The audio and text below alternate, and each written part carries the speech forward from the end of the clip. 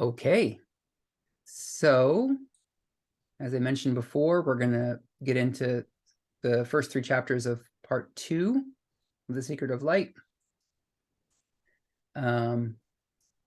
It's 21 pages of reading, so I think that should be doable.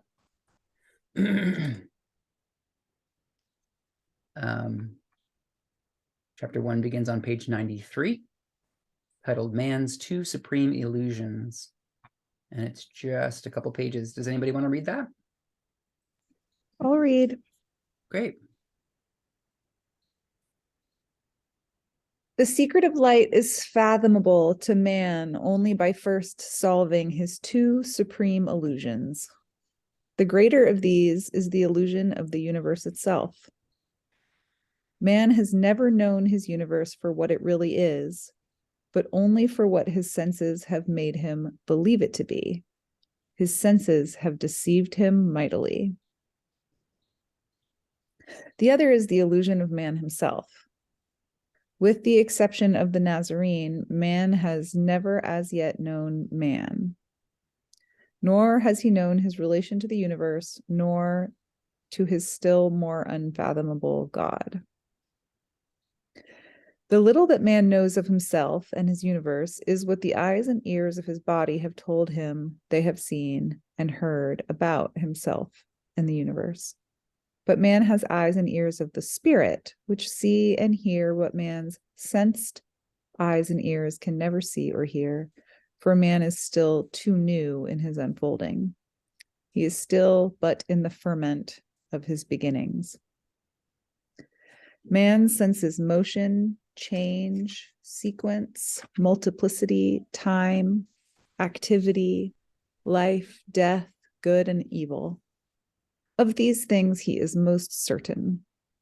His senses have made him most certain of their substantial reality. In face of the fact that he has lived with his familiar universe all his life, it is not easy for him to accept the statement that it has no existence whatsoever, that it is all illusion, all of it, nothing being left upon which to even base that illusion. He can accept the illusion of the railroad tracks meeting upon the horizon, but the railroad tracks are real, even though their seeming meeting is not. They, at least, still remain as a basis for their own illusion. A mirage of a city is comprehensible to man also as an illusion. He knows it does not exist, but he also knows of the reality of the city, which thus repeats itself ghost-like in the mirrors and lenses of light waves of the heavens above the city. To tell him that the city, as well as its own mirage, has no existence is to lay too heavy a tax upon his credulity and patience. Yet that is what the secret of light reveals, and that is what we must tell simply and convincingly to laymen, churchmen, and scientists alike, that in the language, standards, and methods which each requires for his conviction. So come, therefore, and know God, his universe and man with eyes other than our sensed ones. The eyes of the Spirit are knowing eyes. God's universe of knowing is all that is. The universe of seeming motion does not exist.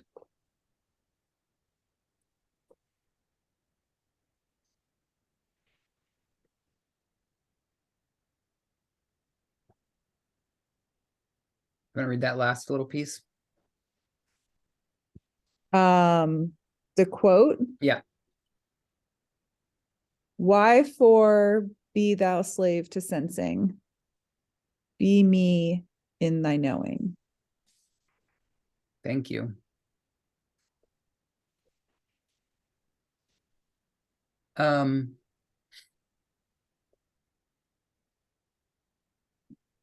Yeah, since we're only doing 3 chapters, I don't know. I'm trying to decide.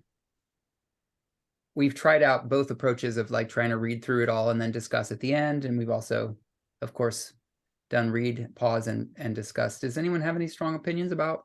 Shall we keep reading, or do you want to stop and discuss? I'd like to stop and discuss. Great. Let's do that.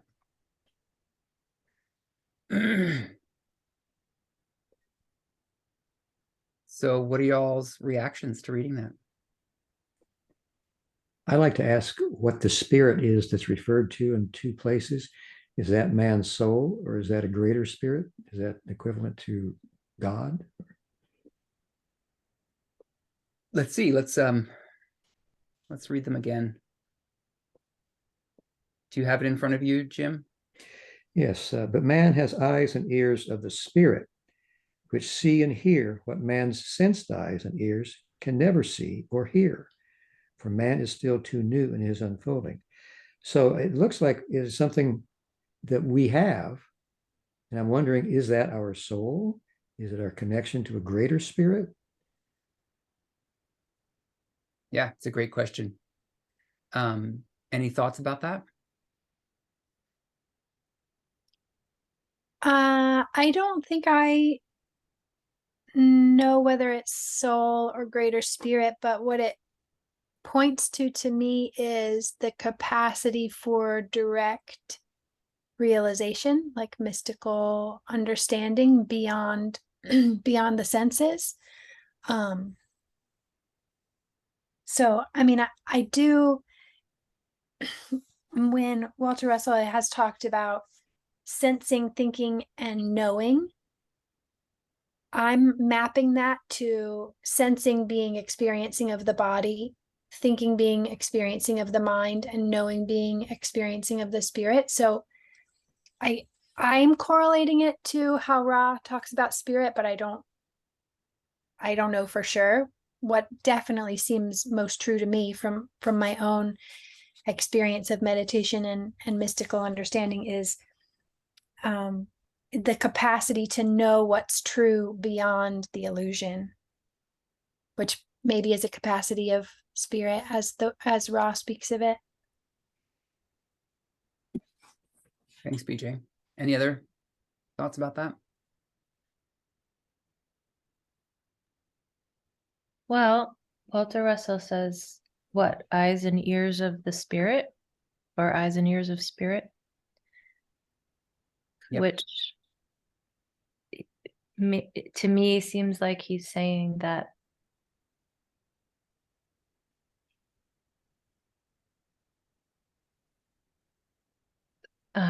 there's a way of it's not a sense, but it's an ability to contact spirit, that there's some faculty that we have that is beyond the sense world as we know it, the world of the illusion and the five senses, but that allows us to know a deeper truth. So I could guess or connect them that maybe that's like the indigo ray or the third eye or the spirit shuttle, our ability to contact intelligent infinity and to know things. Yeah. Something that I can share, I can add to this is that Walter and his wife Lau Russell wrote a home study course that was intended to be taken self-paced, that they would send out to students all over the world, 12 months. And the first thing they teach is meditation. And they return to it again and again. And it's so parallel to, you know, the Confederation's message of meditation being a really central part of you know, the path. And because of that, and because of other things that I've read, I'm also inclined to believe that, you know, the comments, BJ and Diana, that you both made, they seem to comport with what I think he's talking about here too, which is basically stilling the body's sensing capacities through meditation, allowing the body to be comfortable, relaxing the sense functions to open into the inner world of what he calls the, you know, the spirit's capacity to see and hear. And he talks about the still small voice and tuning into the still small voice within, which is how we talk with God. It's how he kind of says it. So I think, yeah, I agree with or I appreciated what you said, BJ and Diana, and I think he's talking about a meditative knowing.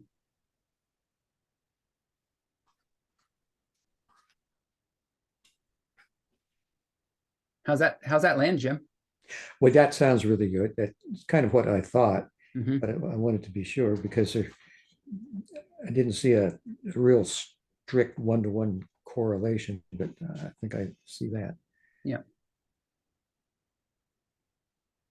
So what about this notion of the illusion?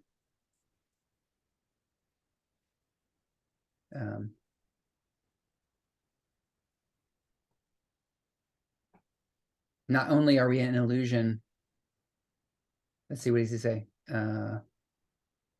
Right. It is not easy for him to accept the statement that it has no, it being substantial reality. It has no existence whatsoever. That it is an illusion. It is all illusion, all of it. Nothing being left upon which to even base that illusion.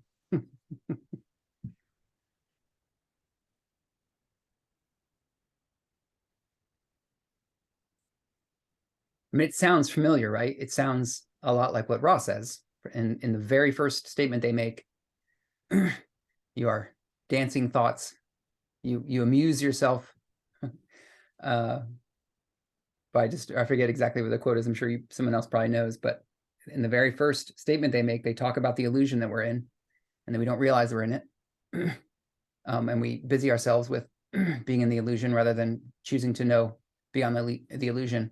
And if my memory serves correctly, the very last statement they made in 106 was also a reminder of the illusory nature of what we think as reality. So it seems like we're all primed for that concept, but still, I mean, I'll just share from my personal experience, it's still definitely challenging to read it. Curious if anyone else had that experience. I'm wondering if it could be considered an illusion because it is never steady state. It's always changing. And that's the nature of creation. The whole thing would be an illusion, the creation of the one infinite creator to know itself, but it's a process that never stops. And the only thing that would not be an illusion theoretically would be something that was motionless. That would be no creation, intelligent infinity before it was potentiated. And that's just a guess. Yeah, I definitely feel like you're onto something there. I like that because thank you for that, Jim. That makes me feel better. I've been struggling, I know the teachings of Ra, and then it's in a lot of mystical teaching, even, Rumi to almost every ancient teaching and mystic has in some way, shape, or form said it's all an illusion. And I've always struggled with that because the truth of that is there, yet I'm still experiencing this reality, this illusion, this distortion. And so it's like, well, what do you do with that? Mm-hmm. I can't sit in a meditative state 24/7 and just feel and see myself as my pinky nail of the one infinite creator. It's been very hard for me to like, okay, I have that knowledge. Now what do I do with it? Well, what is, yes, break down the walls, yes, rewire, repattern, see the distortions for what they are as distortions. Okay, got it. Now what am I supposed to do with that knowledge once I've gotten to the point? Because I feel like a lot of us have gotten to that realization as well, where we understand that it's been taught throughout the ages, and more recently the works that we're all delving into. And here we are experiencing our 3D distortion of our purpose in this life. It's like, what do we do with that? Mm-hmm. I feel you. BJ?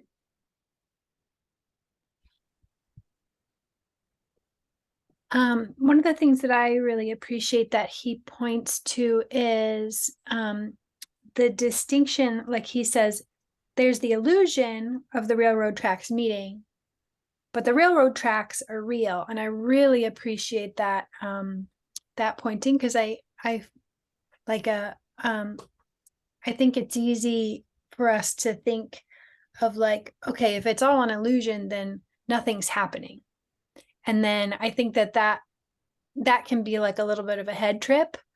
And this is something that I also appreciate about Rupert Spira, who's somebody that I bring up a lot, that he speaks about, because it's an illusion doesn't mean that there isn't reality to our experience. There is reality. Our experience is real.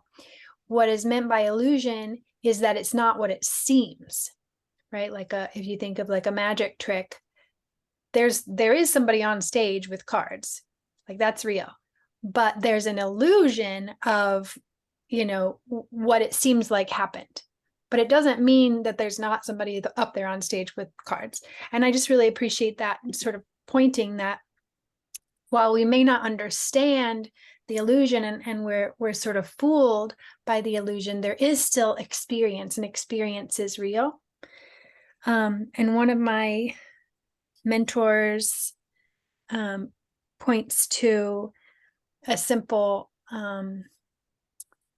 like thought experiment of like, remember a time that you were running late and you were sure you were running late, and you're like imagining, you know, you're driving there quick and you just know you're going to pull up and you're going to walk in and like everybody got there before you and you're late.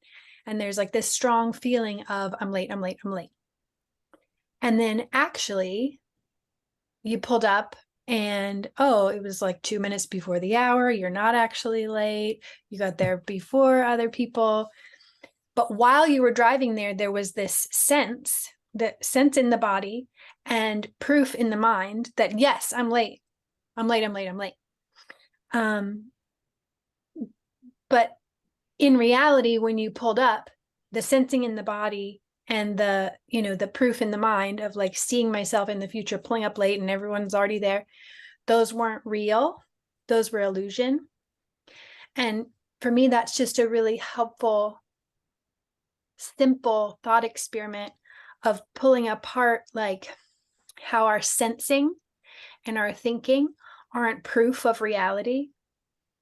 And what they are is they're proof that we're believing, you know, it's proving that I believe I'm running late. And when I believe I'm running late, I have the feelings and I have the images, you know, the thoughts of like, oh, you know, I'm going to pull up and there's not going to be a spot for me and everybody's going to be upset. And, you know, like there's like, it's proving that I'm believing it, but it wasn't in reality, it was an illusion. So to me, that's just a helpful, like simple, yeah, just thought experiment to kind of look at the difference between sensing and thinking and what we can know. Nice. Thank you. Kent? Yes. Okay. So when I hear this, I mean, I've heard this for as long as I've been studying spiritual material, that it's all an illusion. And whenever I hear that, my emotional reaction to that is that it implies that it's all meaningless and, you know, there's no, you know, what's the point to it if it's all an illusion? So then it helps me, you know, instead of saying it's all an illusion, it helps me to think of it as instead as it's all a game.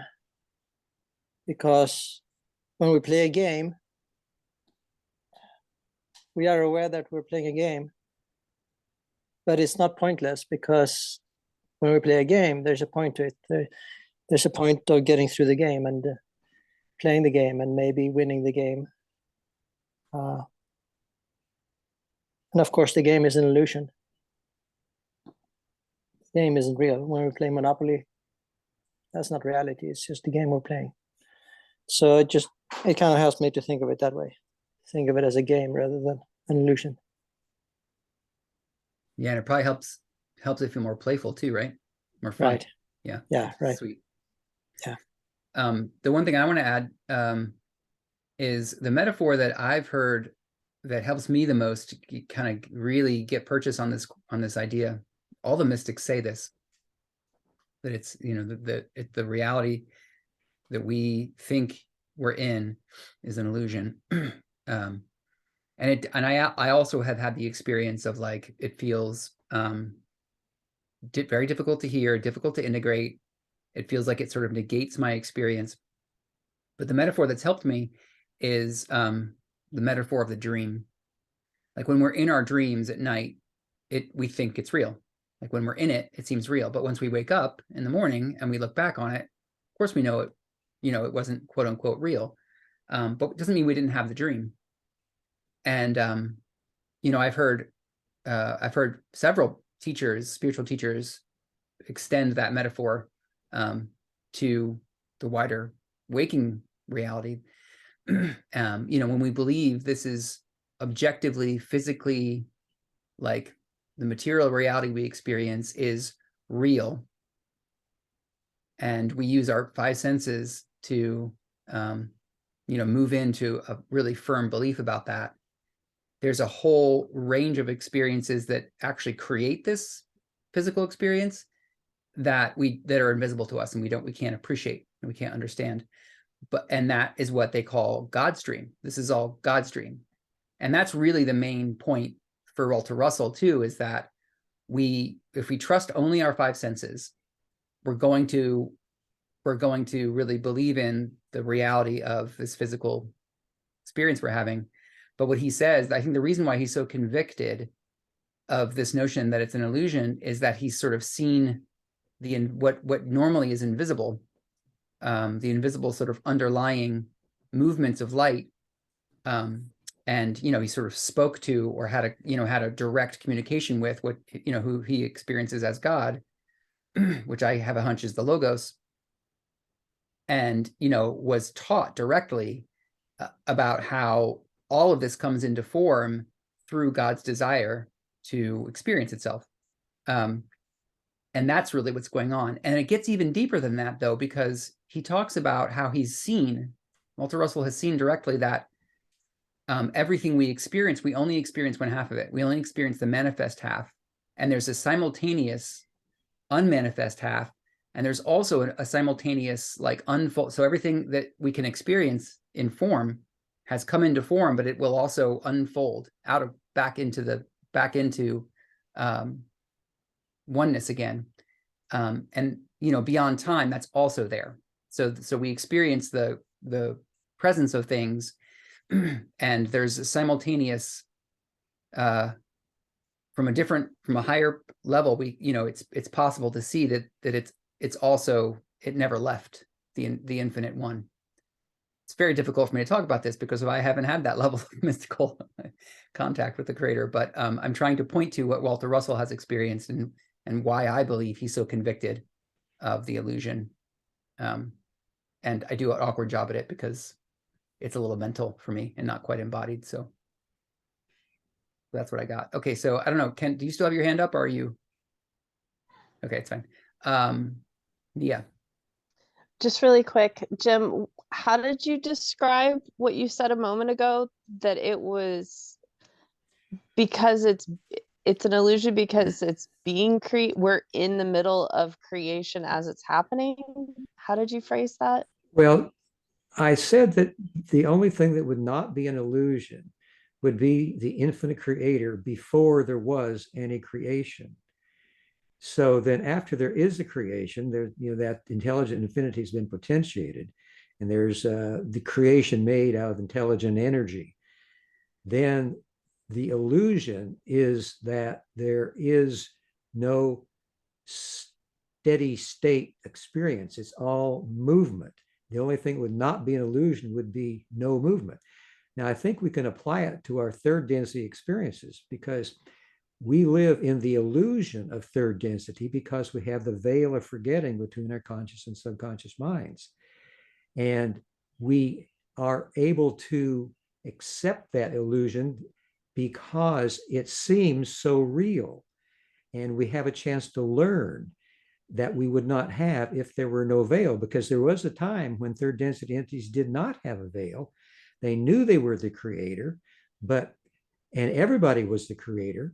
So there was no reason to grow past where they were because they saw that they were all the creator. There was no reason to react to fear or love.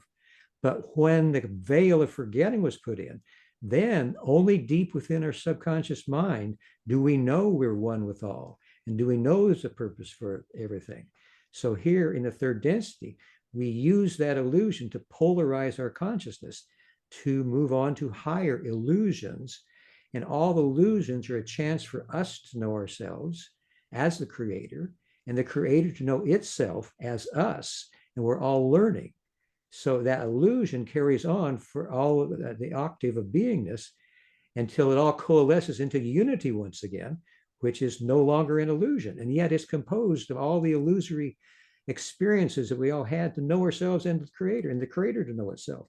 So illusions are not a bad thing. They're the way we grow and the way the creator knows itself. Yeah, and I don't think that we can hear that reassurance enough that the illusion is not a bad thing. Not only is it not a bad thing, it is potentially the most helpful and novel invention of our galactic logos that has happened. Like of course we don't know, but once we learn about that, the purposefulness that was developed on, through the volition of our logos in order to give a more vivid and helpful context for the creator to know itself in more diverse ways. It's so lovely to remember that and to remind ourselves of that, because there is something about when the mystics say it's all an illusion. I think for a lot of people, there's an experience of nihilism or meaninglessness, or, oh, it's not, it negates our experience. No, it's actually quite amazing that we're an illusion, and it's helpful. I really appreciate you underlining that, Jim, the helpfulness of it, the purposefulness of it. That was beautifully worded. Thank you so much. That that gives me a feeling of, I don't know what the word is, little bit of happiness. It kind of settles it's like a soothing balm, like it just kind of settles the edges of frazzledness there. So thank you. Totally. Yeah, we are all really here for a reason. There's a reason for being alive. Very important one. Yeah. Totally. Okay. For the sake of time, I think it'll be good for us to move on to chapter 2 now, which is a bit longer. Let's see, 4, 5, 6 pages. So maybe let's split it into 2 readers, three pages each, if there's anybody willing.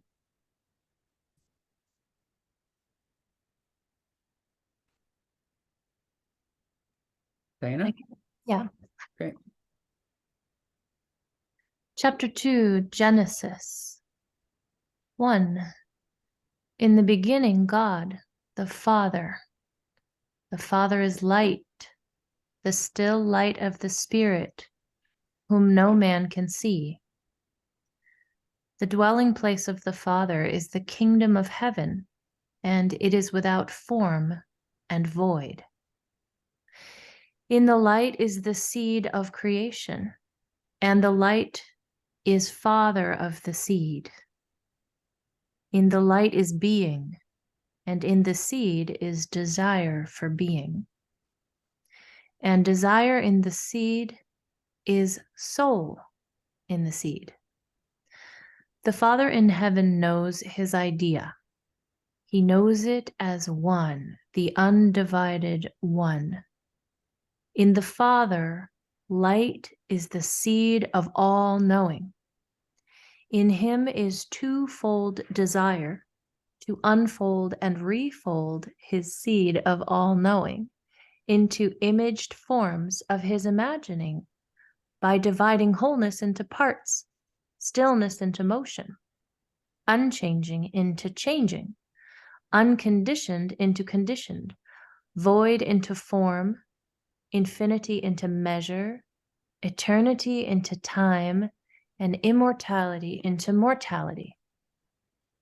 2. The Spirit of God moved to fulfill his 2 desires and said, "Let there be light, and let darkness shine out of light and light out of darkness." And it was so. The one light of the Father in his kingdom of heaven divided the void. And behold, 2 father-mother lights of nightless suns shone out of the darkness of the void, and day appeared in undivided oneness of everlasting day.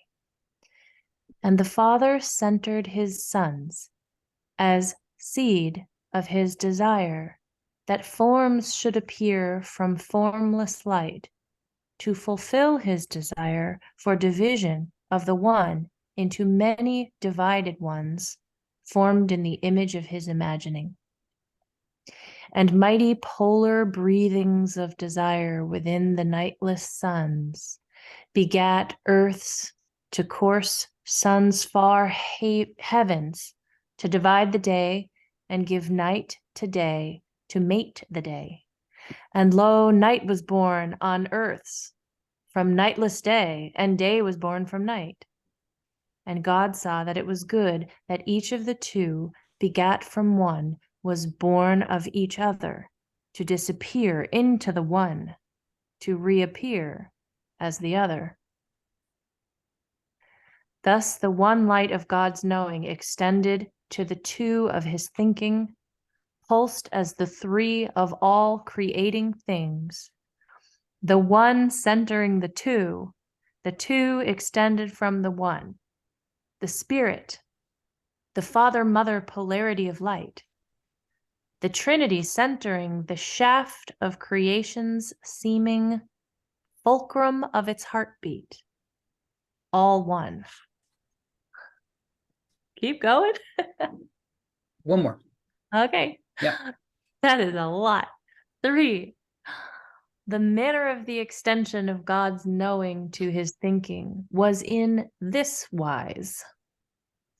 The Father of the kingdom extended his arms of still light unto his heaven, and said to one, "Sit thou here and look thou inward. Be thou seed of my knowing, for repeating my thinking. Refold thou the forms of my imagining within thy stillness, and give them back to me for resurrection in the imaged forms of my imagining." And here we have a quote. "Father thou my thinking, and let thy name be North, for north in light means inward breathing from the heavens toward oneness in the seed. Guide thou the unfolding forms of my imagining from seed of thee to centering seed of me." End quote. And to the other light, the centering Spirit said, "Sit thou here and look thou outward. Be thou womb of my knowing, for borning my thinking.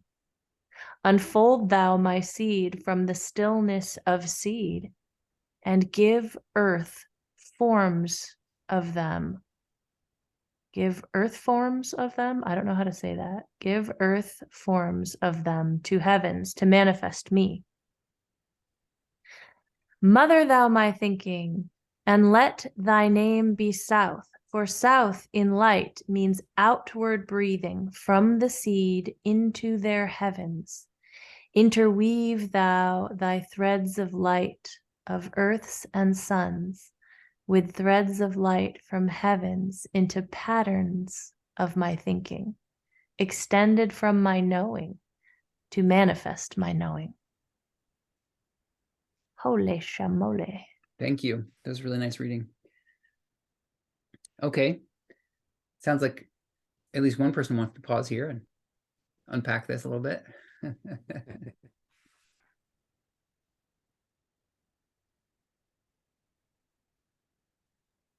I mean, it's just so beautiful. Mm-hmm. So it's probably obvious, but he's retelling the story of Genesis in a way that he, I think he believes is clearer and more understandable to what the Bible's story of Genesis is telling. And here's the thing, y'all. I've been reading these books for years and years. And, mostly what happens for me is I have an intuitive resonance with the material that tells me to keep exploring and understanding. And I definitely have moments of grokking what he's talking about. And it's so elegant and it's so beautiful and it so corresponds to my understanding of what we're experiencing. And it's congruent with what Ra teaches. But it takes a bit. It took me some time, because there is a lot of words that he uses to point to something that is in fact quite simple. But I think a lot of people who make contact with intelligent infinity and desire to come back and share their experience find it very difficult to put into words. And so I think he's actually quite skilled at it. But it's anyway, I feel like I come across like I'm trying to apologize for him or something, but I'm just trying to give some, I don't know, I can't think of words. I'm just trying to say it may take time for the fullness of what he's describing here to ripen within you. That was my experience. Anyway, the floor is open to questions or comments.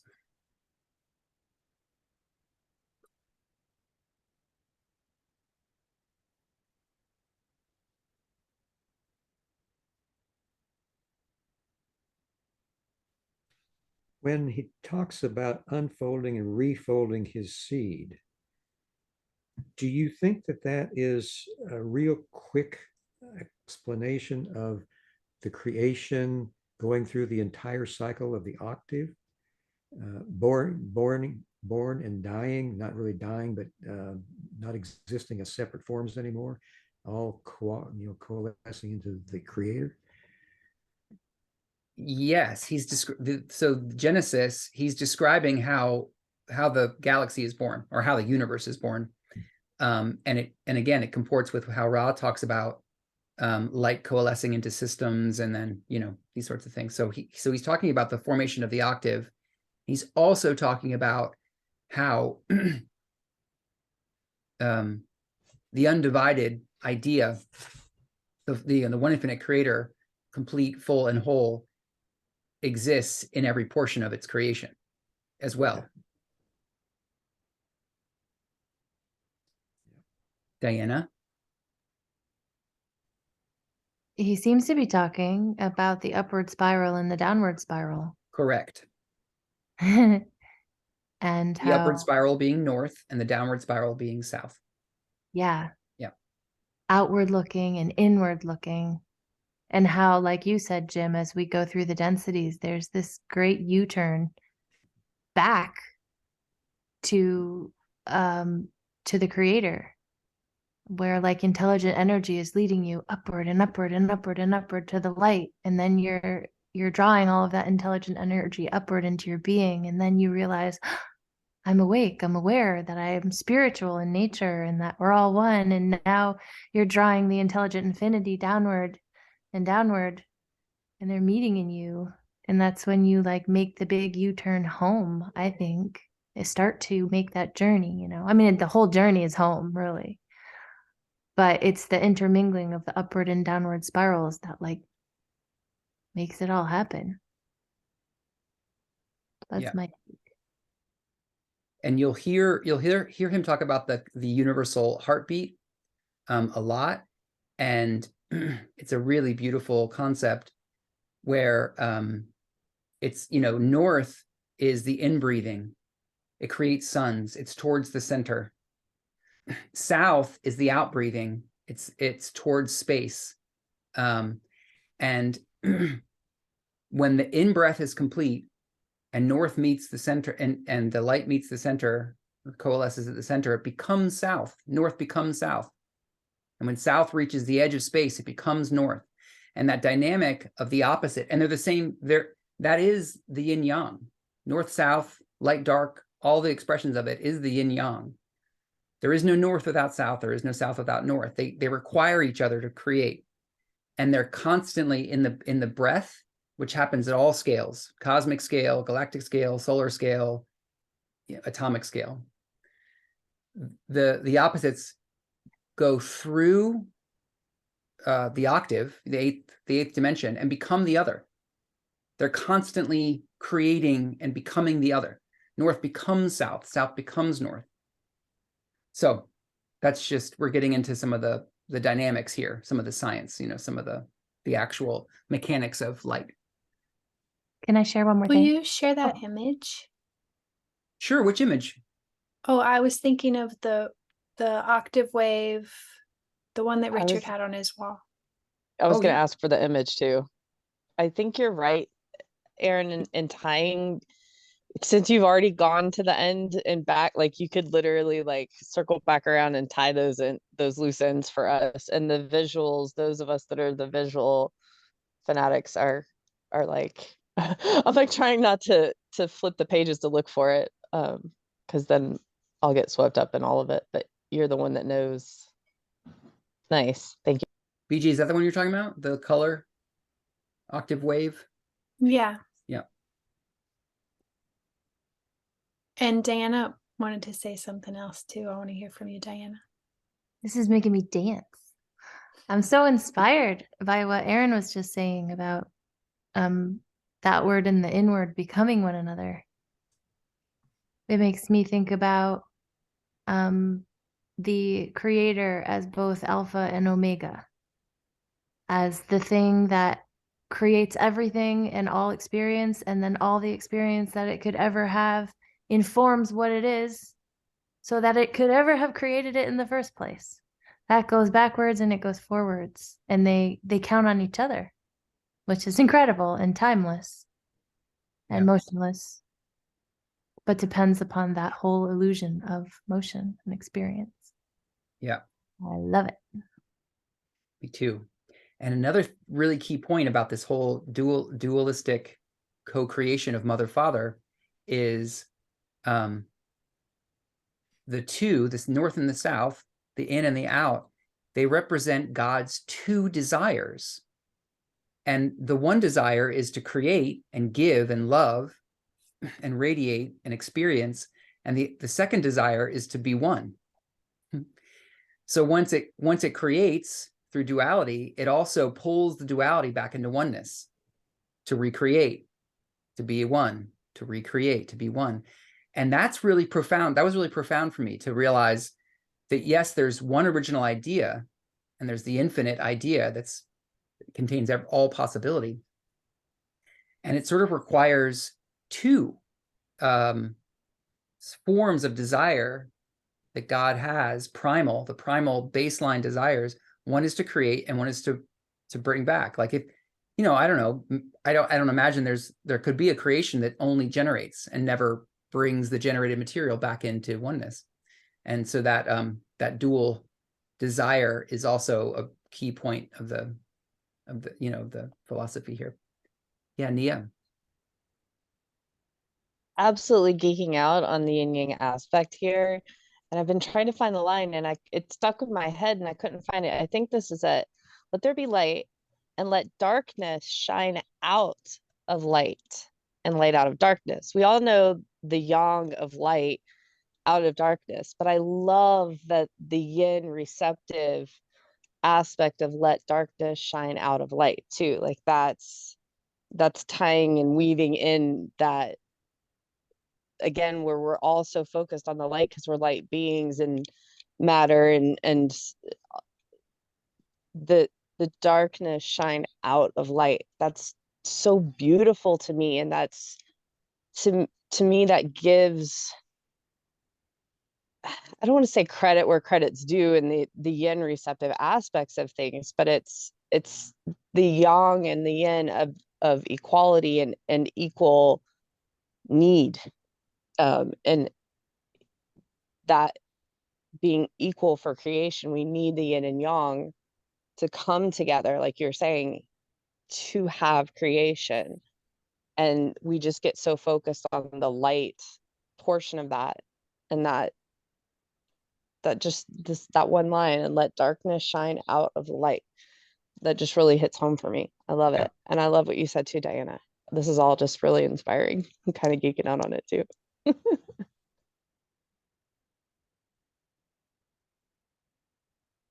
Nice. Shall we read the second half of this chapter? Any volunteers? I'll read. Great. Thank you, Jim. Section 4. To north and south the Father said, behold in thee and me the firmament of my desiring to mirror the light of my knowing into father mother forms of my imagining. And earths appeared below and heavens above the firmament, each being each mirroring from the other to become the other. And lo, all imaginings in seed of earths unfolded into the heavens, for heavens refolding into patterned seed of earth, for earth's reborning. And behold, God's imaginings pulsed with life of his imaginings within his omnipresent kingdom. In this wise, God divided the waters from the waters, those which were under the firmament from those which were above the firmament. And each was of each, and each of the other. And God saw that it was good.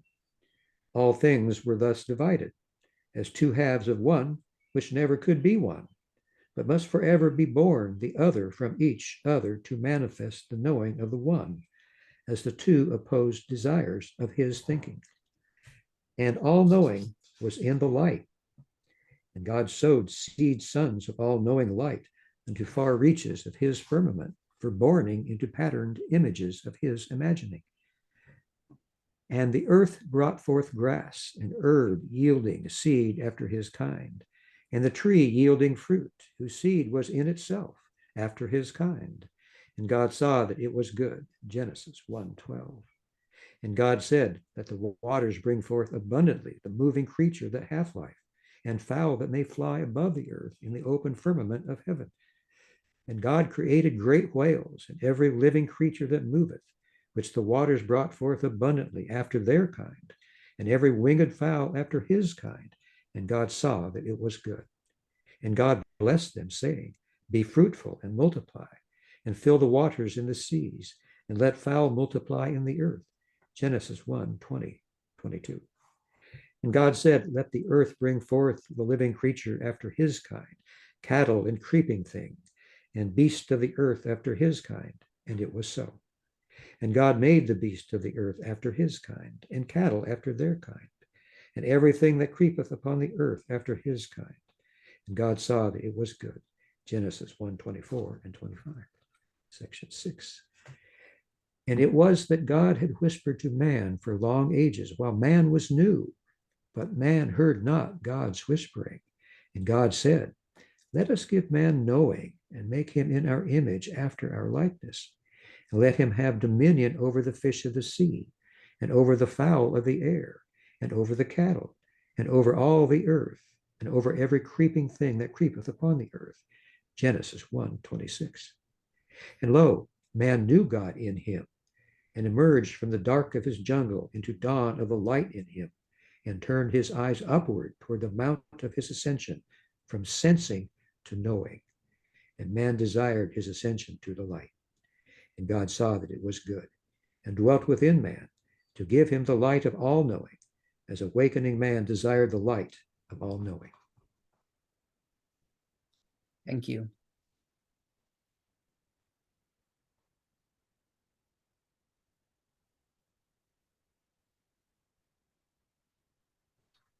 That's pretty much straight Genesis.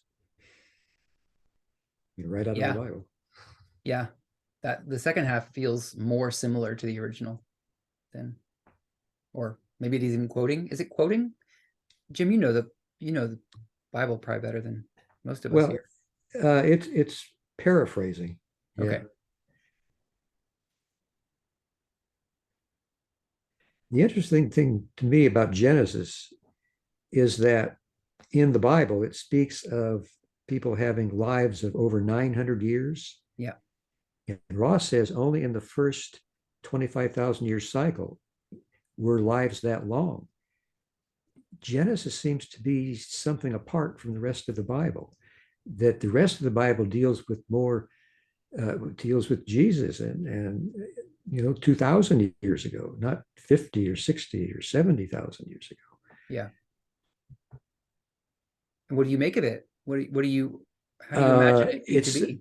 It's a more ancient text than the Bible. It existed somewhere before the Bible. Right. I have no idea where. I've seen nothing about it. It's just, that's what it feels like. Yeah. Yeah. That makes a lot of sense to me.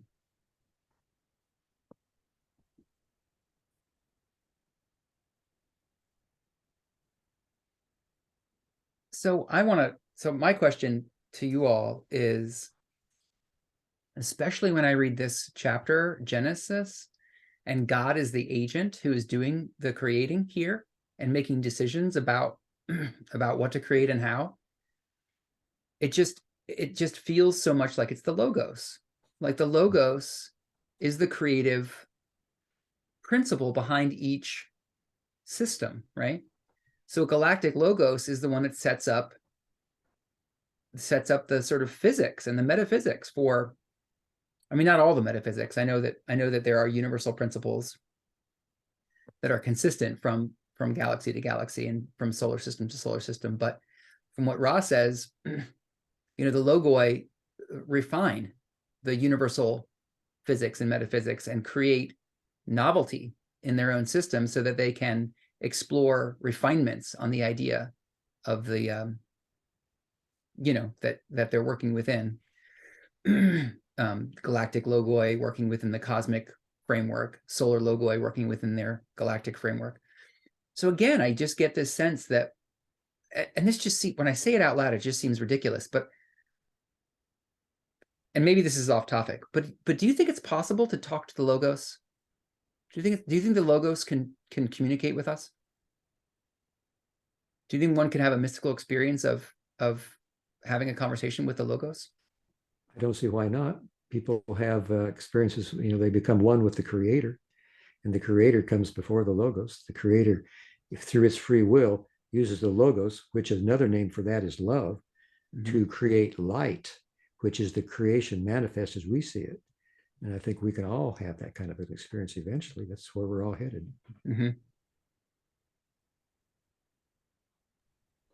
Aaron, didn't you say in a previous conversation that you felt like that's what Walter was communicating with in the Divine Iliad, that it was the It did Logos say rather that, and than the Creator, because the Creator's we may have communion with or experience oneness with, but having a conversation with the one infinite Creator versus our Logos. I see where you're going with that, and I wonder too. I get what you're. Well, and the background of this whole thing, this whole question for me is that there are so many historical references to mystics, channelers, regular folks, talking to God.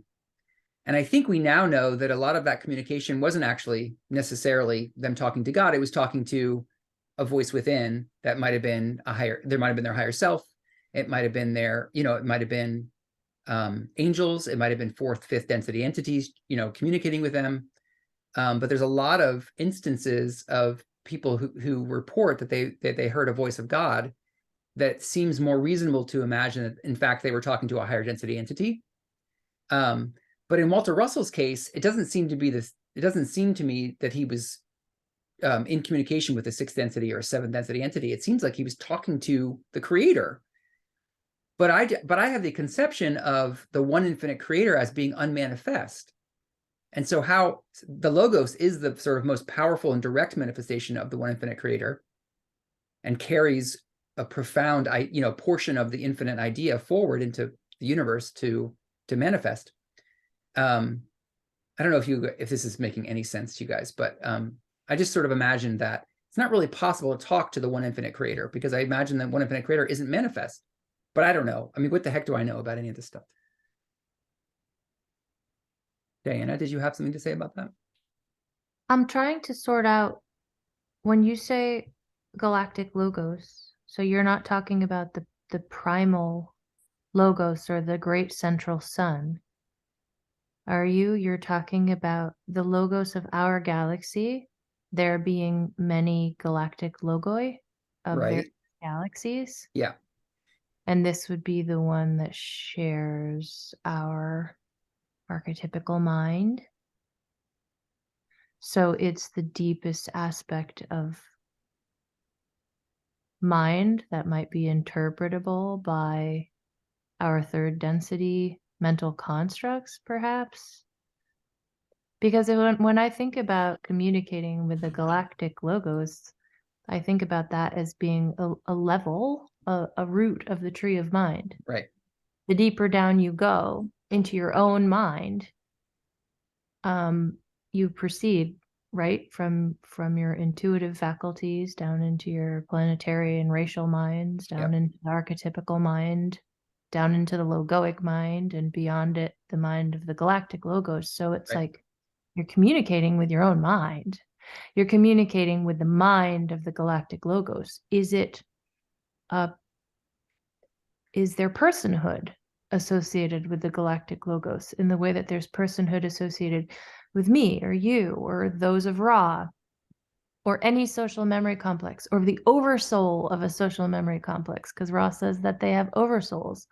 How deep does it go and still retain personhood? Right. Exactly. This is my question. That's the question. I think like everything has an identity, but like the deeper down you go, the more the identity becomes everything. So it's not so highly specific as to be differentiable from other entities and beings at that point. Because if you're talking to the galactic logos, you're not only talking to Ra, you're talking to Ra's oversoul, you're talking to all the other oversouls of the Confederation, you're talking to everything that is an umbrella over all of those separate, sub-separate entities and beings. So that's confusing, yeah, and interesting. Yeah. Thanks for geeking out with me on that. I feel like Yeah, you that's get fun. my question. I really feel I Yeah. feel seen. I appreciate it. Kent, what do you have to say? Yeah, I think it's everything you've said is great, Aaron, and Diana too. Well, Ross says that our local logos has a distortion towards kindness. So that tells me that the logo I do have some kind of personality. I mean, they have maybe slightly different preferences and such. Personality there, or distortion between the different logi. That's all I want to say. Yeah. Yeah. Thanks. I'll raise my hand. I don't know how to make Yeah, that's great. the yellow hand. Perfect. Ross said that in meditation, we are actually listening to the creator. And Carla said that sometimes the creator would speak to us in thoughts too deep for words. So we may not always get words. We may get words, but I think it's possible that that communication can be in images, thoughts, feelings, intuition. I think it's like the ultimate guide, and it's available to everybody. But we might not always know that we are in contact with the creator when we meditate, because words are not the usual way of communication. Yep.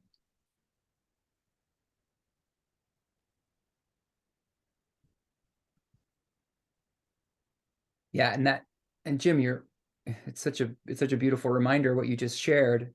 And I also think it circles back to the first question you asked about the spirit's eyes and ears. Yeah. I imagine that's exactly what Walter Russell's pointing to, is how we're able to lift the veil of the illusory sensed reality, the material reality, and see the deeper movements behind it. Nia? Jim's original question, I noticed Walter capitalizes certain words. Mhm. And in the sentence that you were referring to, it was a lowercase for spirit, which Sure. made me think that it was individual spirit. And then later on in the chapter, he has a capital S for creator spirit. So I think in that differentiation, specifically with that one sentence going back, had to do with our personal individual spirit of that. And then secondly, this line keeps popping out for me in the part 4, and it was that God had whispered to man for long ages while man was new, but man heard not God's whispering. So that makes me think of the veil of forgetting, specifically to our planet and not other, like we said, other densities that are aware and don't have the motivation to grow because of the awareness of being part of the one infinite creator. So that line specifically speaks out to me. And then it continues on a little bit, you know, and giving them power over the fish. And then that to me thinks of diving into this illusion even further. But getting back to what you were talking about with lives lasting 900 year references in Genesis before, and how that all ties back around, where the veil of forgetfulness comes in. And what is being said, is this a actual quote from Genesis, that line, and that God had whispered to man for long ages while man was new, but man had not heard God's whisperings? Do you know, does anybody know if that's actual Genesis or if that's Walter's? Because it also makes me think of like, a lot of people use the phrase Akashic records, and that means something slightly different depending on your source for that phrase. But when we're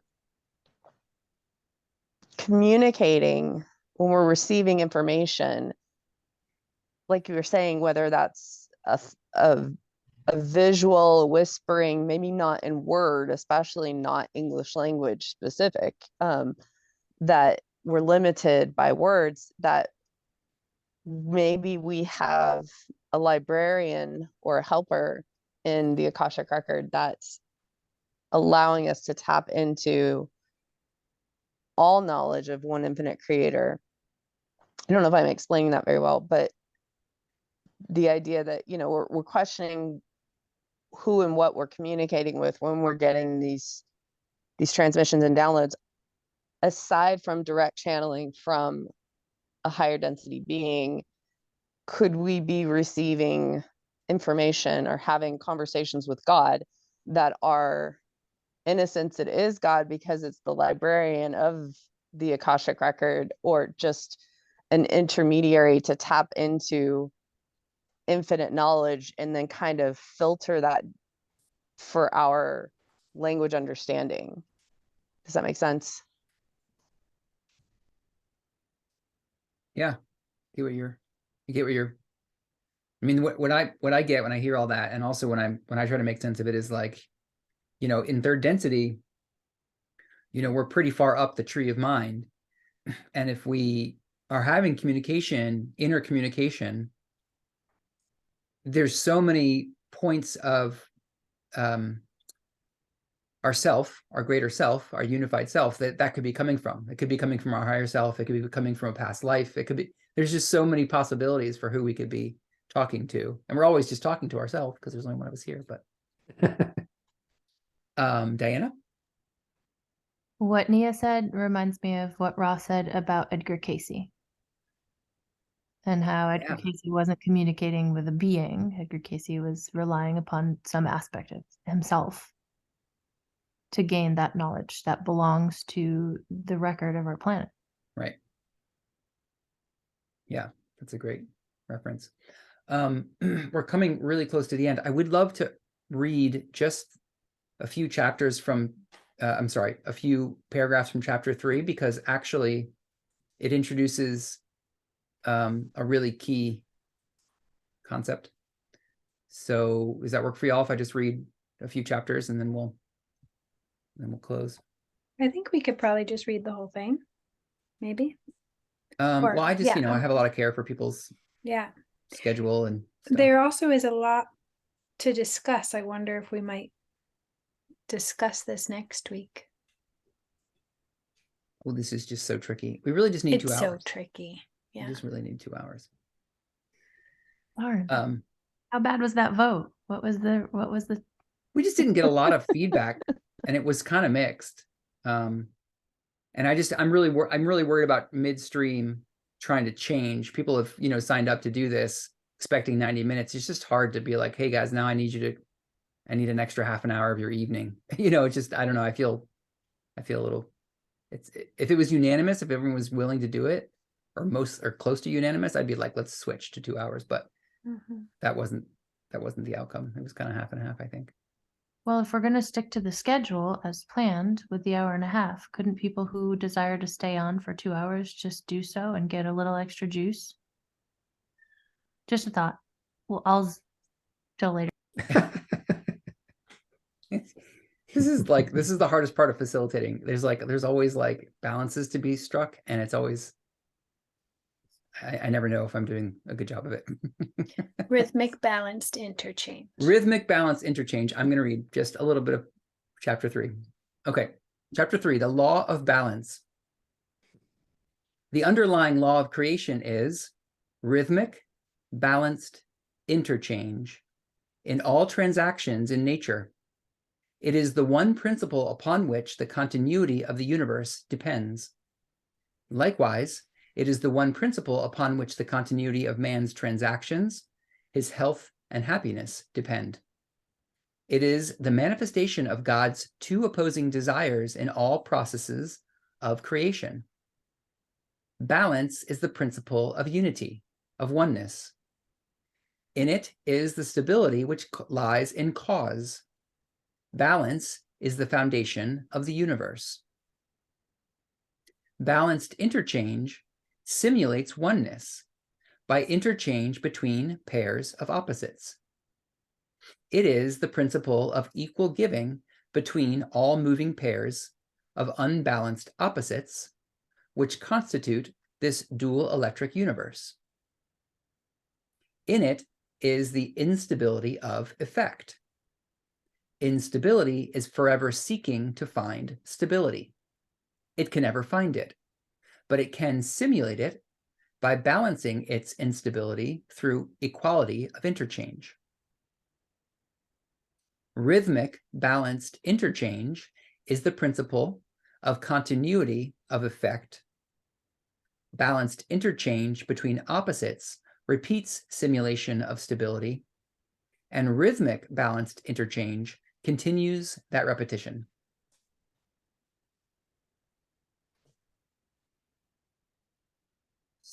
So, these concepts will be returned to again and again. So it's not important to feel like you have, like you get all of that, but this is the introduction of, well, actually, this probably is not the introduction. I think we've already been introduced to these concepts, but he boils down his entire metaphysics to these 3 words: rhythmic, balanced, interchange. So I did want to read that part. And we're at 8:30.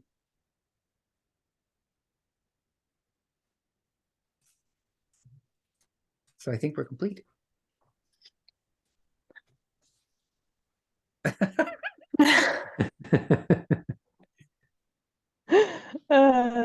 Break it down for You're us, cracking me Diana. up. You got all that, didn't you? I grabbed love it. this, shiznit. I love it. It sings to me. I love the concept of illusion and eternal present. Jim will tell you. Yeah. It's like a running joke between us. Drives Gary crazy. Those are stories for another day. Wonderful. Well, does anyone have any burning questions or comments they want to make before we close our call? I just want to point out the next line is obedience to the one law is absolute.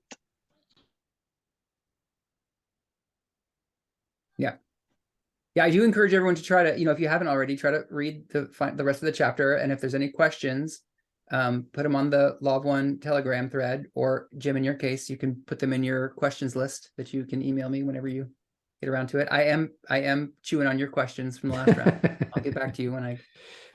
Hope you don't get indigestion. It's so helpful to me, Jim. It's such a service to me that you take the time to write your questions down and send them to me, because it really helps me understand them and really, reflect on them when I have to articulate my thoughts about it. So I really appreciate your contributions in the form of questions. And I appreciate your responses. Wonderful. In Law of One terms. Yeah. A language I speak better than right. Secrets of Light, although I'm getting better. Yeah, you totally. I'll be bilingual here one day. Yeah, I think so too.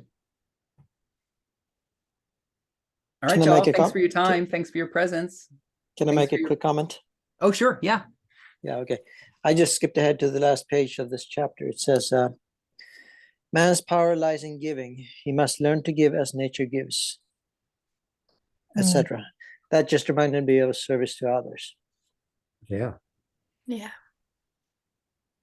And they just caught my attention. Okay, that's all. Yeah. Thank you. It's a beautiful note to end on.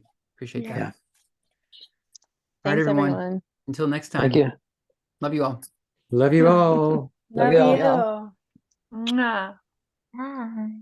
Good night. Thank you, Good night. everyone. Good night. Night.